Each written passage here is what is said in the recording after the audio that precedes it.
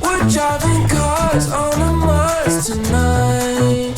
We're blasting off to the stars tonight. Welcome back to the YouTube channel, guys. So this week is a deloading week, which I am extremely grateful for.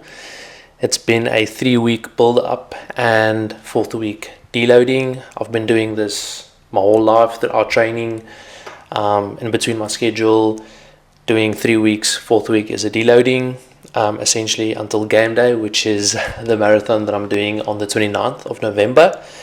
And about to do a 10k long run, easy 10k long run.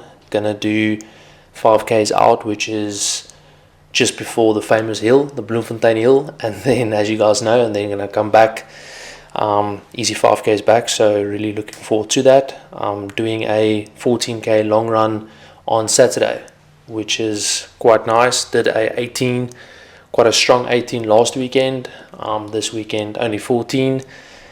Really grateful for the deloading. I think my body needed it, and then we can recalibrate and engage next week, if you know what I mean, Jocko willing. But yeah, that's it for now.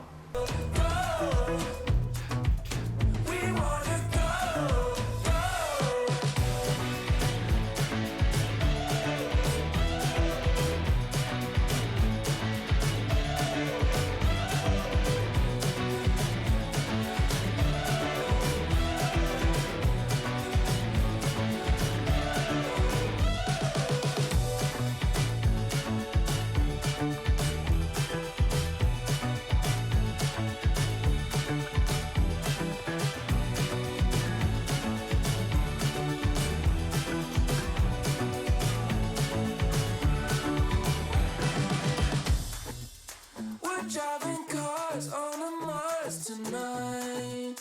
We're blasting off to the stars tonight. We wanna go, go.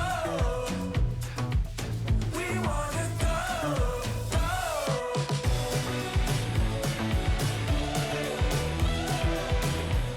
That is a wrap on week 4 marathon prep. I can't actually believe we are 4 weeks in on the 16-week prep.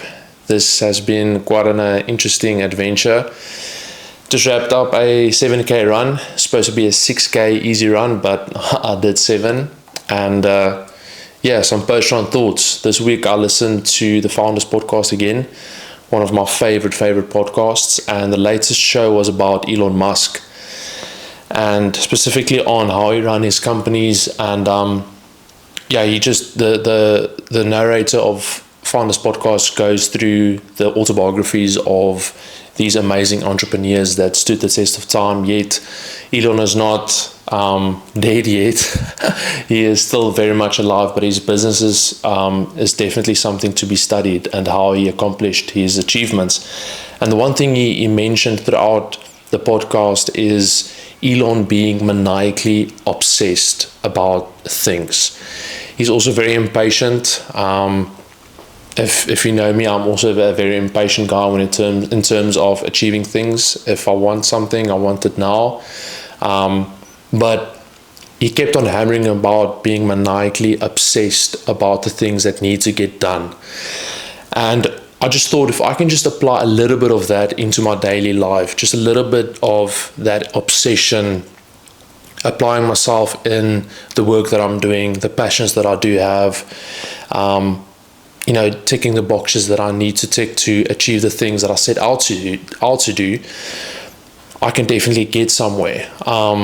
Just taking an example, this 4 weeks went by, focusing just day by day on the things that I need to get done, and being a bit obsessed about not the results, but the day-to-day things that I need to do. And now I look up and it's 4 weeks has gone by, and you can't actually believe it's been 4 weeks already. Essentially, that just it makes things easier. It breaks it down. If you're obsessed over something, you don't necessarily focus on the end goal. I don't necessarily focus on the time that I want to run, but more on the workouts that's to follow for this week. So I know this week it was a deloading week. I don't do that well with deloading weeks because immediately I have a chilled mindset, which is it just throws me off a bit. So I'm better when it's you throw myself on the deep end. So next week it will be building up again, and just focusing on week by week, but day by day, doing the tasks that I need to get done, getting the runs complete, doing my gym workouts. If I can bring it back just to a normal analogy, I would say, how do you scale a mountain? Step by step, taking it workout per workout, not focusing on the result and the result that you want, but rather the process, and falling in love with that daily grind, because it does take a toll on yourself. It's not easy.